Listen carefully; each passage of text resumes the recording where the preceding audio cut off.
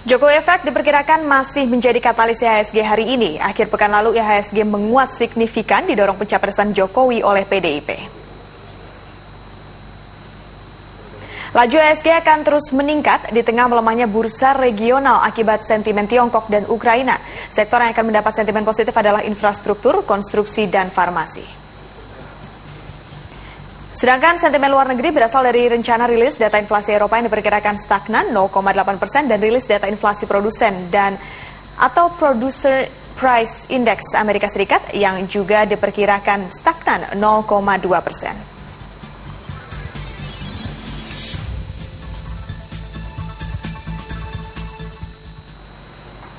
Dan untuk mengetahui pergerakan indeks, rekomendasi saham serta proyeksi IHSG pada perdagangan saham di Bursa Efek Indonesia hari ini, kita telah terhubung dengan analis Cipta Dana Securities Syaiful Adrian. Selamat pagi Pak Syaiful.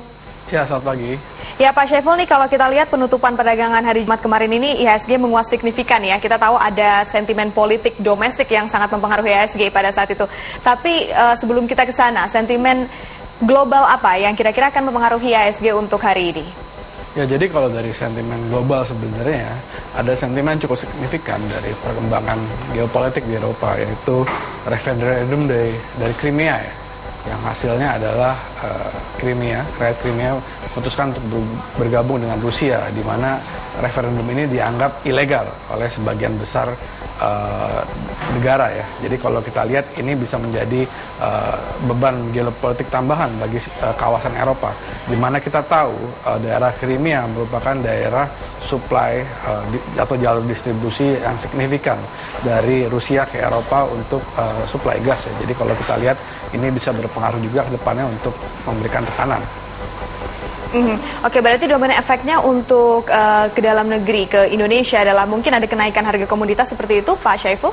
Ya, jadi kalau kita lihat ini walaupun belum signifikan ya, tapi harga komoditi yang terutama untuk energi ya, ada kemungkinan ke depannya untuk merangkak naik ya. Jadi kalau misalnya di daerah Crimea ini ketegangan masih terus berlanjut gitu. Oke, nah IHSG ini kemarin juga sepertinya menguat walaupun bursa regional Asia melemah. Kondisi regional Asia sendiri seperti apa yang mungkin bisa menahan laju IHSG? Ya, kalau kita lihat sebenarnya dari regional Asia ini tetap aja mengikuti sentimen dari global ya. Tapi mungkin yang di sini yang menarik adalah di mana IHSG justru pada perdagangan Jumat kemarin ini pergerakannya sangat berbeda dengan regional, karena ada sentimen yang kita tahu dari sektor politik ya. Oke, kalau dari Cina sendiri Pak, mereka punya rencana untuk mengurangi pinjamannya hingga 20%, apakah ini akan mempengaruhi ke IHSG? Ya, jadi kalau China ini kita mungkin tidak perlu heran lagi, karena kalau kita lihat memang dari China ini semua orang juga sudah memperkirakan bahwa pertumbuhan ekonomi China ke depannya akan mengalami perlambatan ya. Jadi kalau kita lihat ini pola-pola ini cukup konsisten, data-data yang dikeluarkan oleh China menunjukkan bahwa pertumbuhan ekonomi mereka sedang mengalami fase konsolidasi. Oke, Pak Syaiful, sekarang ini yang menarik adalah Jokowi Effect. Kemarin IHSG ini menguat sangat signifikan karena adanya pengumuman bahwa Jokowi akan menjadi capres untuk PDIP. Analisis Anda seperti apa, Pak Syaiful? Ya, jadi kalau kita lihat ini memberikan jawaban kepada pertanyaan besar, apakah capres yang sebelumnya diumumkan sebenarnya adalah wacana ya, bahwa Jokowi kita tahu ini menurut sebagian besar lembaga survei ini paling populer.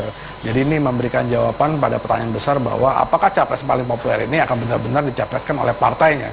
Dan tentu saja dengan dicapreskan Jokowi ini memberikan kepastian kepada para pelaku pasar bahwa capres yang paling populer versi lembaga-lembaga survei ini akan ikut bertarung kepada pemilihan presiden nanti di bulan Juli. Jadi saya rasa lebih kepada faktor kepastian politik. Oke, tapi sentimen politik ini apakah menjadi sentimen yang hanya sementara ataukah ini akan menjadi jangka panjang, Pak Syaiful? Ya, di sini tidak bisa jangka panjang ya. Karena untuk jangka panjang diperlukan perubahan struktural, di mana kita lihat ini faktor dari announcement ini sebenarnya hanya sentimen yang bisa dibilang mungkin sementara.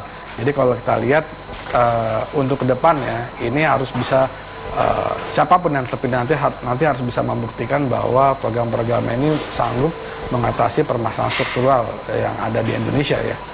Oke, kalau untuk seminggu ini bagaimana? Apakah sentimen ini masih akan sangat mempengaruhi IHSG untuk menguat?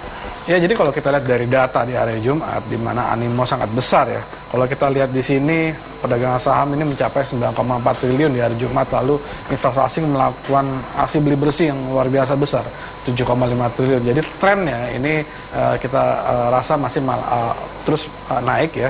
Ada kemungkinan menembus resistensi psikologis 5.000 dan investor asing masih akan terus melakukan pembelian bersih. Ya, akibat sentimen ini memang investor asing melakukan net buy ya akhir pekan lalu sangat besar. Apakah untuk hari ini juga akan terjadi hal yang sama, analisis Anda?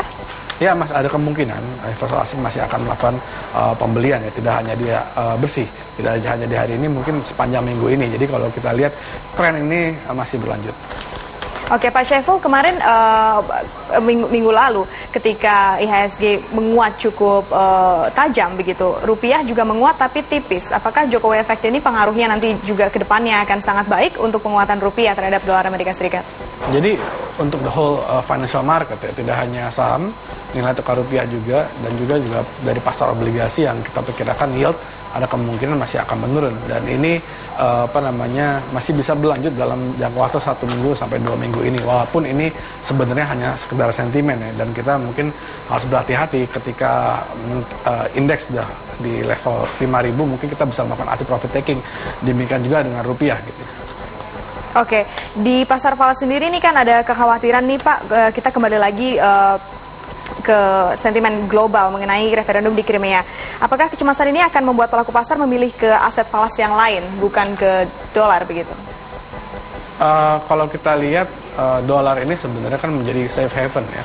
Jadi justru dengan adanya peningkatan resiko geopolitik ini sebenarnya secara teori investor akan cenderung masuk ke US dollar gitu. Kalau untuk nilai tukar rupiah saya rasa antara tukar rupiah antara dolar ke rupiah, faktor Crimea ini tidak terlalu besar.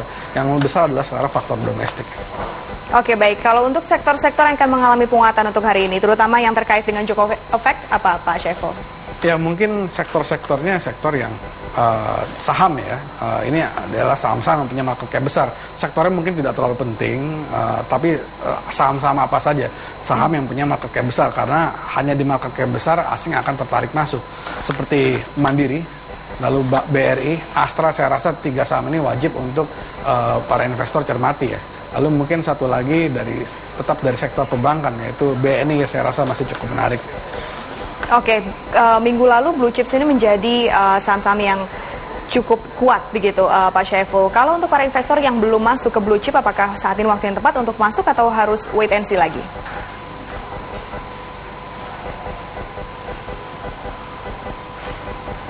Pak Syaiful? Oke, baik, pemirsa, sepertinya akan mengalami gangguan telekomunikasi dengan Pak Syaiful Adrian dari Ciptadana Securities. Terima kasih Pak Syaiful atas analisis Anda pagi ini.